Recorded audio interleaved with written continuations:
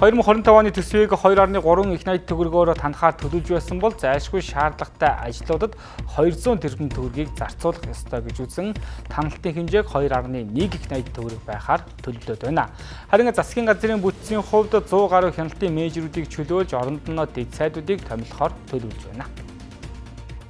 Тендерын зарлагдаагүй шинэ хөрөнгө оруулалтын ажлуудаас 500 тэрбумыг танаж мөн төсвийн урсгал зардлыг 1.8 их найдаар санахаар төлөвлөж байсан. Гэхдээ ТЭС-3-ын зас зур, газар тариалангийн үйлчил, зам суруудын ажлууд, КОП-17 зохион байгуулах хүрээнд нийтдээ 187 тэрбум төгрөгийг буцаан төсөвт нь тавьж байгаа юм байна.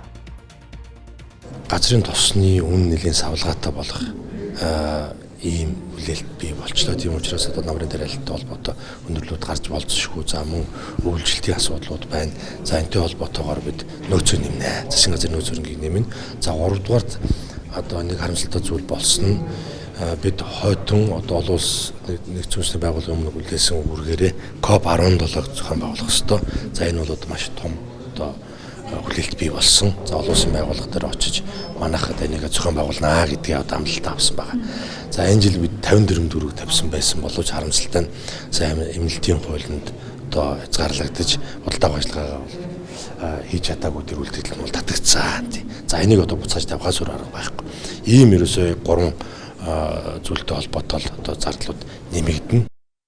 За энэхүү засгийн газар зарлаа танаж бүсэж хангалж байна. Тэгвэл энэ хүрээнд төрийн албан хаагчдын бүт зоронтойг багасгахаар болсон. За ингэхдээ оюутны засгийн газрын үед томилогдсон 100 гаруй бүтээмжийн менежерүүдийг байхгүй болгох яам агентлаг төрийн өмчт байгууллагуудын давхарсан оронтойг бууруулахад төлөвлөж байна. Харин дэд сайд нарын асуудал шинээр орж ирж байна. Дэд сайд нарын хувьд засгийн газрын үйл ажиллагаанд тодорхой байр суурийг эзэлж сайд нарын эрхлэх асуудлуудын хүрээнд ажил нугалдаг гол албан тушаалтнууд учраас байх ёстой гэж гишүүд үзэж байна.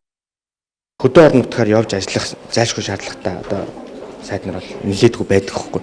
Хөдөө орон нутгад түүж ажиллаж чадах хэлсэн өнгөрсөн хугацаанд. Энэ төв дээрээ энэ парламентын ордонд засгийн газрын уралдаанаас гарахаа мэдсэн. Иймэрхүү нөхцөл байдалтай байгаад байгаа нь өөрөө бас энэ дэд сайд нарыг буцааж одоо энэ дэд сайд нарыг томилхон зүйл. Яг нь нийгэм бол янз бүрийн байдлаар харж байгаа. Зөв, буруу, төсөв, хэмнэх барих гэм олон зүйл. За төсөв хэмнэх тал дээр ярьж байгаа тохиолдолд би харин за тоогийн одоо бас зарим тохиолдолд 300 400 гэж хандуурч хэлсэн байж магадгүй. Тэгвэл өнөөдөр бас ингээд нийлүүлээд үзэхээр 100 гаруй хүний тэр хяналт хэрэгжүүлэх чөлөө, бүтээмж дэвшлүүлэх менежерүүд гэдэг тавьсан байгаа. Эдгээр 100% чөлөөл. Зэнхүү засгийн газар 2025 оны төсвийг 2.1 их найдаар танахаар болж байна. Мөн сайд нарын ажлын ачааллыг хөнгөлөх үүднээс дэд сайдуудын томилгоо удахгүй хийгдэн гэсэн хүлээлт үүсэж байна.